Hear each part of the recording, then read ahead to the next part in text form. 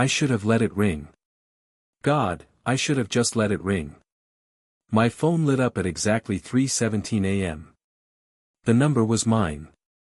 My own number was calling me. I stared at the screen for what felt like hours but was probably just seconds. My thumb hovered over the answer button. Every logical part of my brain screamed not to touch it. But you know that feeling when something is so wrong that you just have to know? That morbid curiosity that makes you look at car crashes even though you know you shouldn't. I answered. Silence. Complete and total silence. Not even static or breathing. Just this heavy, thick nothing that seemed to press against my ear. Hello. My voice came out smaller than I intended. More silence. I was about to hang up when I heard it. Footsteps. Slow, deliberate footsteps on what sounded like hardwood floor. The same hardwood floor in my apartment. I pulled the phone away from my ear and looked around my dark bedroom. Nothing moved. The hallway light was off like always. Everything looked normal. But those footsteps kept coming through the phone, getting closer to wherever the call was coming from. Then they stopped.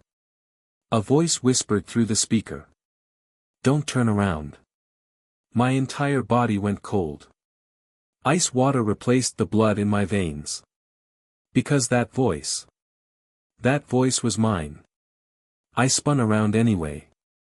The room was empty. Just my dresser, my closet door slightly open like I always left it, my pile of laundry in the corner. Nothing. I told you not to turn around, the voice said again, and this time I could hear something underneath it. Something wet and wrong, like someone talking through a mouthful of water. What do you want? I managed to whisper. I want you to listen very carefully. In 30 seconds, someone is going to knock on your door.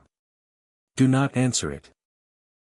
No matter what you hear, no matter who you think it is, do not open that door. This isn't funny. Who is this? Look at your clock. I glanced at my nightstand. 3:18 a.m. When it turns 3:19, they'll knock. They'll sound like me. They'll say things only you would know. They'll beg and cry and scream. Do not let them in. The line went dead.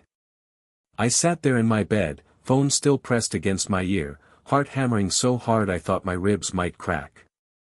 This had to be a prank. Someone hacked my number, spoofed it, whatever. My friend Derek was into that tech stuff. This was absolutely Derek messing with me. But my hands were shaking. I got out of bed and walked to my bedroom door. The apartment was quiet. I could hear the refrigerator humming in the kitchen. The heater kicked on with its usual rattle. Normal sounds. Safe sounds. My phone said 3:18 a.m. I should have left. I should have grabbed my keys and gotten out of there. But I was frozen, standing in my doorway, watching the seconds tick by on my phone screen. 3 hours 18 minutes and 47 seconds. 3 hours 18 minutes and 48 seconds. 3 hours 18 minutes and 49 seconds. 50 seconds felt like 50 hours. 3 hours 18 minutes and 59 seconds. 3 hours and 19 minutes. Knock knock knock. 3 solid knocks on my front door, perfectly spaced, perfectly normal sounding. The kind of knock a neighbor might make if they needed to borrow something. I didn't move. Couldn't move. Hello? Is anyone home? The voice from the other side of the door was mine. Exactly mine. Same tone I used when I was trying to be polite, same slight uptick at the end of the sentence. Another knock, more urgent this time. Please, I need help. I locked myself out. I know it's late but I really need to get in. My hand reached for the door handle before I could stop it. Because it sounded so real, so genuinely distressed. It sounded like me asking for help. I caught myself an inch from the lock. I can hear you in there, the voice said, and now there was an edge to it. I know you're listening. Just open the door. It's me. It's you. We're the same person, remember? We're the same person. Those words made my stomach turn. Please. The voice cracked like it was crying. Please don't leave me out here. They're coming. They're almost here, and if you don't let me in, they're going to get me. I pressed my eye to the peephole. The hallway was empty. Nothing stood outside my door. But I could still hear the voice, still hear it begging and pleading. Open the door. It screamed now, no longer trying to sound friendly. Open it now. The door handle started to turn by itself. Slowly, deliberately, like someone on the other side was testing it. I ran. Didn't think, just ran back to my bedroom and slammed the door. I shoved my dresser in front of it with strength I didn't know I had. My phone was still in my hand, and without thinking I called 911. 911, what's your emergency? Someone's trying to break into my apartment. They're at my door right now. What's your address? I gave it to her. She told me officers were on the way. Stay on the line. Stay calm. Help was coming. But the knocking had stopped. The apartment was silent again. The person at your door, are they still there? The operator asked. I crept back toward my bedroom door, pressed my ear against it. Nothing. I don't know. I think they left. Officers are 2 minutes away. Stay where you are. Those were the longest 2 minutes of my life. I sat on my bed, phone pressed to my ear, listening to the operator's calm voice while my mind raced through every possibility. Home invasion. Stalker. Some elaborate prank that had gone way too far. When I finally heard, "Police, open up," I actually cried with relief. I moved the dresser and opened my bedroom door. Walked to the front door. Checked the peephole again. 2 officers stood there in uniform, flashlights in hand. I opened the door. You called about an intruder? The first officer asked. Yes, someone was outside my door. They were pretending to be me, and they tried to open my door. The officers exchanged a glance. Pretending to be you? I know how it sounds, but I got a call from my own number and then someone came to my door using my voice. The second officer looked down the hallway. Did you see anyone? No, but I heard them. They were right here. They checked the hallway, checked the stairwell, checked everything. No signs of forced entry. No evidence anyone had been there at all. Is there anyone who might want to scare you? Ex-partner, friend playing a joke. I thought about Derek again. But Derek wouldn't take it this far. Derek wouldn't make me call the police. I don't think so. They took my statement, gave me a case number, told me to call if anything else happened. One of them suggested I change my locks and maybe get a security camera. They were professional and kind, but I could see it in their eyes. They thought I was either crazy or wasted their time. After they left, I locked my door. Then I checked it 3 more times. Then I pulled a chair in front of it and sat there until the sun came up. I didn't sleep. When morning finally came and light filled my apartment, everything looked normal again. Friendly even. The fear from the night before seemed almost silly in the daylight. I made coffee. Took a shower. Tried to convince myself it had been a prank or a dream or something explainable. My phone rang at 8:30 a.m. My best friend Sarah. Hey, you okay? You sound tired. I almost told her everything. Almost explained the whole terrifying night. But in the bright morning light, it sounded insane. Yeah, just didn't sleep well. We talked about normal things. Her job. My job. Plans for the weekend. It felt good to be grounded in reality again. I went to work. Went through the motions. Drank too much coffee and avoided eye contact with my coworkers because I probably looked like hell.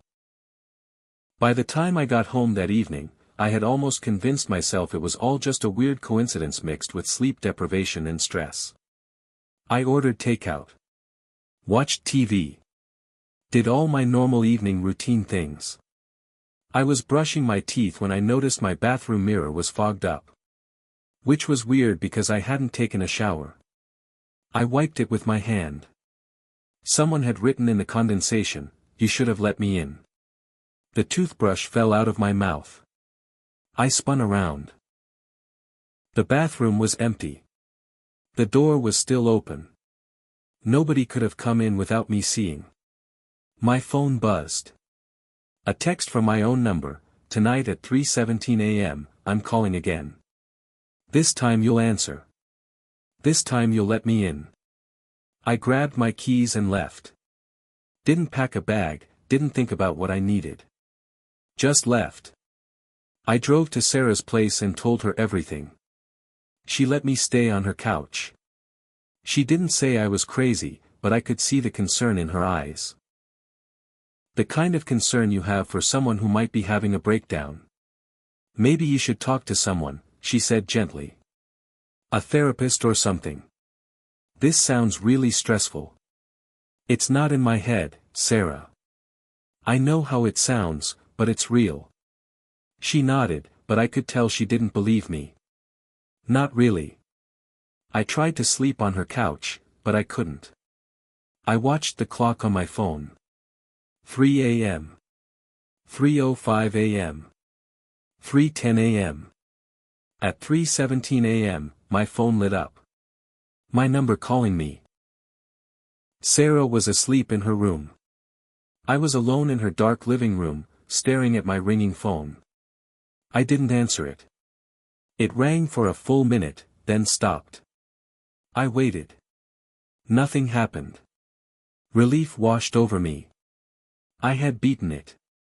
Whatever it was, I had won by simply not engaging. Then Sarah's phone started ringing in her bedroom. I heard her answer it. Heard her sleepy voice say, "Hello." Then I heard her scream. I ran to her room. She was sitting up in bed, phone on the floor, eyes wide with terror. "What happened? What's wrong?"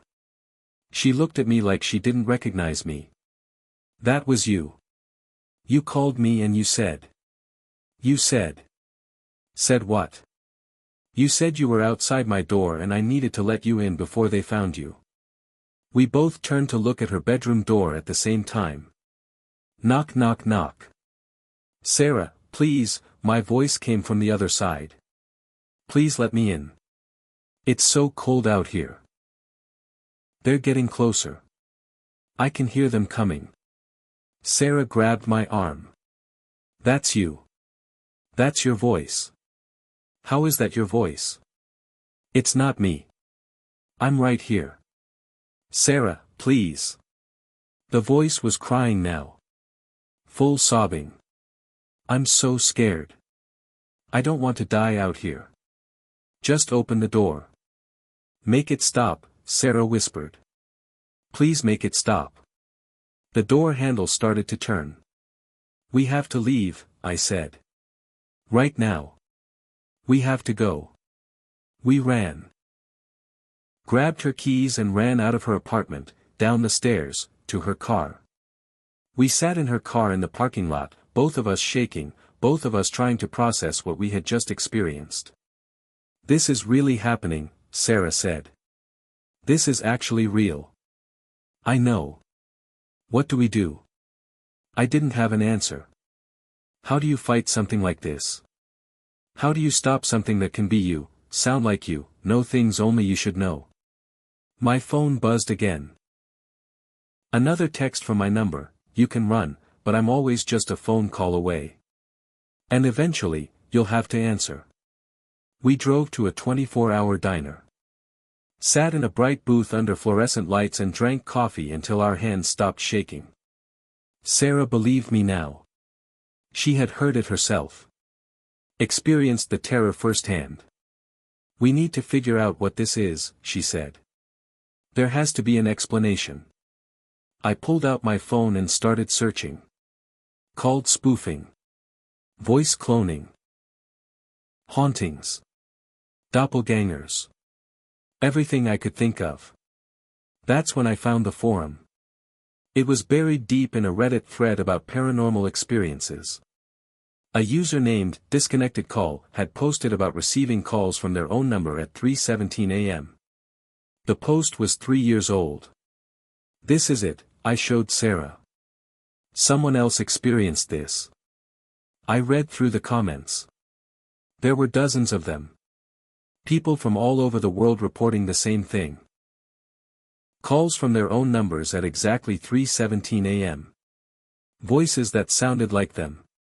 Knocking on doors. The same pattern over and over. But the original poster never updated. Their last comment was, "It's calling again tonight. I think I'm going to answer this time. I'm tired of running." They never posted again. I scrolled through more comments. Most people said the calls eventually stopped after a few weeks. But some said they never stopped. Some said the calls got worse. Escalated. One comment made my blood run cold, "Don't let it wear you down. That's what it wants. It wants you tired, desperate, willing to do anything to make it stop. Because the moment you give in, the moment you open that door or answer that call with the intention of giving up, that's when it gets you. And you become the one making the calls. We need to stay awake," I told Sarah. "We can't let our guard down." She nodded. "I'm with you. Whatever this is, we'll figure it out together." We spent the next week researching. Talking to people online who had experienced similar things.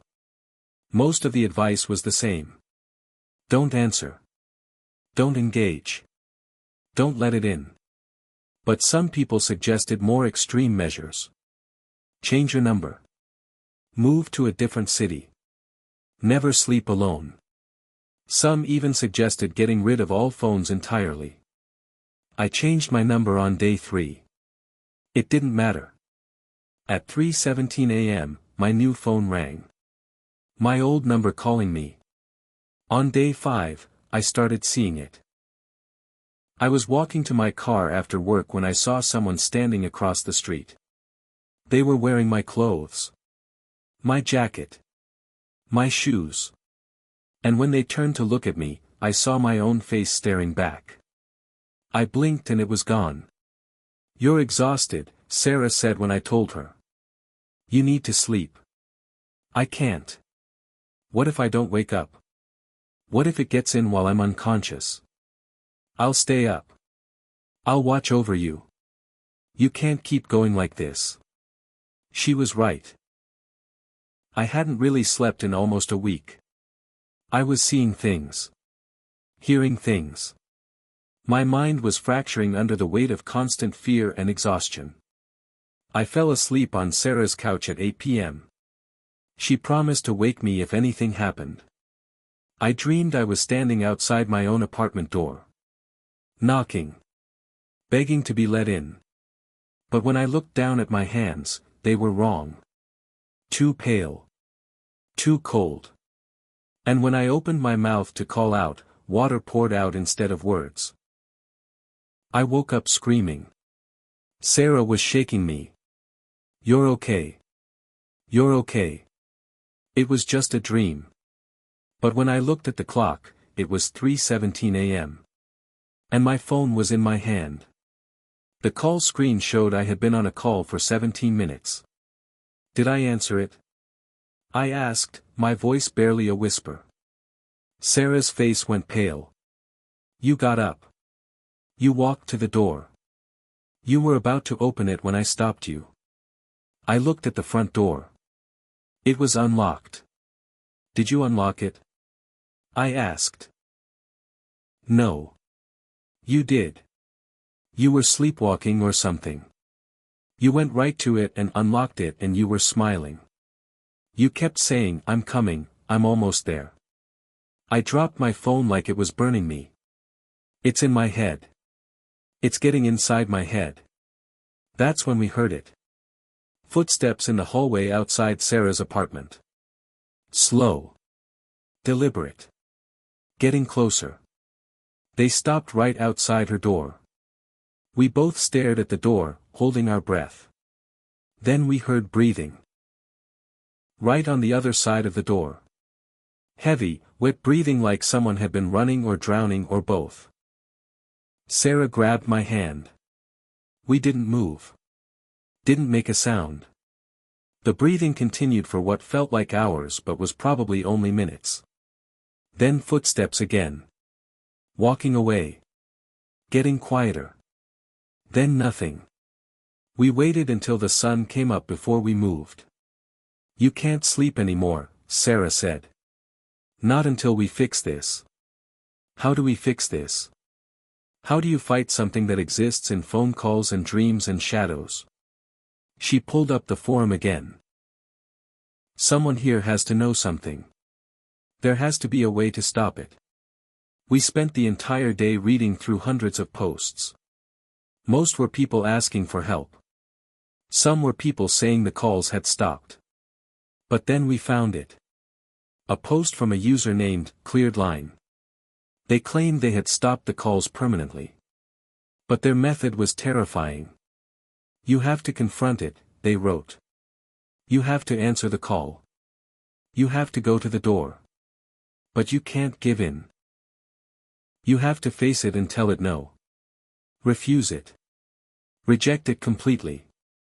It feeds on fear and exhaustion and the slow erosion of your will. But if you can face it at your strongest, at your most certain, you can break the connection. That's insane, Sarah said. That's exactly what it wants. Maybe. But what other choice do I have? I can't live like this. I can't keep running forever. The next night, I prepared. I slept during the day so I would be as rested as possible. I ate well. I meditated. I did everything I could to be mentally and physically ready. Sarah wanted to be there with me, but I told her no. This felt like something I had to do alone. At 3:16 a.m., I stood in the center of my living room, phone in hand, waiting. My phone lit up at exactly 3:17 a.m. I answered immediately. I'm here, I said. What do you want? That wet, wrong voice came through. Finally. I've been waiting for you to be ready. Ready for what? To let me in. To stop fighting. To accept what you really are. And what am I? You're the echo. I'm the real one. You're the reflection that gained consciousness. The shadow that learned to think. You were never supposed to exist outside of mirrors and glass and phone screens. But you did. And now you're taking up space that belongs to me. My heart was pounding, but I kept my voice steady. You're wrong. I'm real. I have memories. I have friends. I have a life. Borrowed. All of it borrowed. Every memory you have, I have. Every friend you think loves you, they really love me. You're just the copy. And it's time to delete the duplicate. There was a knock at my door. Don't you want to let me in? The voice on the phone asked. Don't you want to finally merge back together?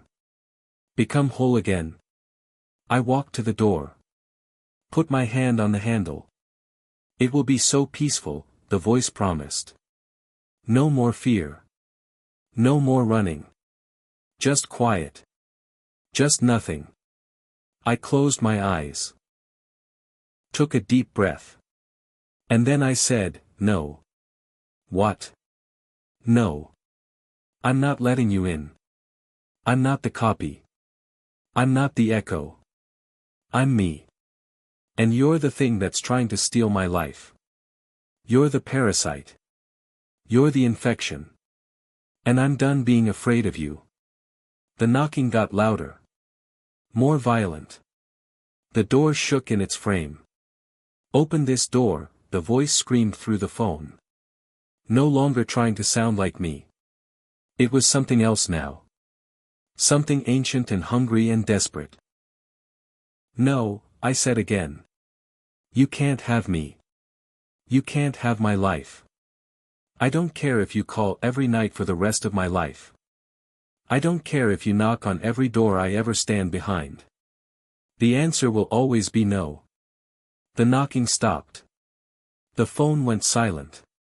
I stood there, hand still on the door handle, waiting for something to happen. Nothing did. I looked at my phone. The call had ended. I checked the time. 3:24 a.m. I waited by the door for another hour. Then another. Nothing. When the sun came up, I finally moved. Opened the door slowly. The hallway was empty. For the first time in 2 weeks, I felt like I could breathe. That night, 3:17 a.m. came and went. My phone didn't ring. The next night, the same. Silence. A week passed. Then 2. Then a month. The calls never came back. I wish I could say everything went back to normal. That I forgot about those terrifying weeks and moved on with my life. But I didn't. Because I learned something about myself during that time. I learned that reality is thinner than we think. That there are things in the spaces between seconds, between phone calls, between our waking and sleeping selves. And sometimes, just sometimes, those things reach out. I still don't answer my phone after midnight. I still check my doors 3 times before bed.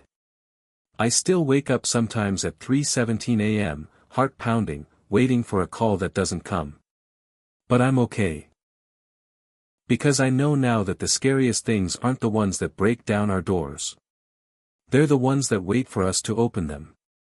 The ones that need our permission. Our surrender. Our exhausted, desperate willingness to just make it stop. And as long as I keep saying no, as long as I keep my doors locked and my will strong, I'm safe. Sarah asks me sometimes if I think it's really gone. If I think I actually won. I tell her I don't know. Maybe I did. Maybe I just convinced it to find an easier target. But that's the thing about these kinds of experiences. You never really know if they're over. You just learn to live with the uncertainty. To accept that the world is stranger and darker than you thought. And to be grateful for every normal, quiet, uneventful night. It's been 6 months now. 6 months of silence. 6 months of slowly rebuilding my life. I moved to a new apartment. Changed my number again, just in case. Started seeing a therapist who specializes in trauma. I don't tell her about the calls. I tell her I had a stalker. It's close enough to the truth. Last week, I was at a coffee shop when I overheard 2 college students talking. "Dude, the weirdest thing happened last night," one of them said. "My phone rang at like 3 a.m. and it was my own number calling me. My blood went cold." "Did you answer it?" I asked before I could stop myself. They both looked at me, surprised. No," the student said. "That's creepy as hell. I just let it ring." "Good," I said. "Don't ever answer it. If it happens again, don't answer." "Do you know something about this?" the other student asked. I wanted to tell them everything. Wanted to warn them about what could happen. But what would I even say? How could I explain without sounding insane? "Just trust me," I said. "Some calls aren't meant to be answered." I left the coffee shop and walked home in the cold afternoon air. When I got to my apartment, I made sure my door was locked. Then I turned off my phone completely and put it in a drawer. I'll turn it back on in the morning. But for tonight, I need the silence.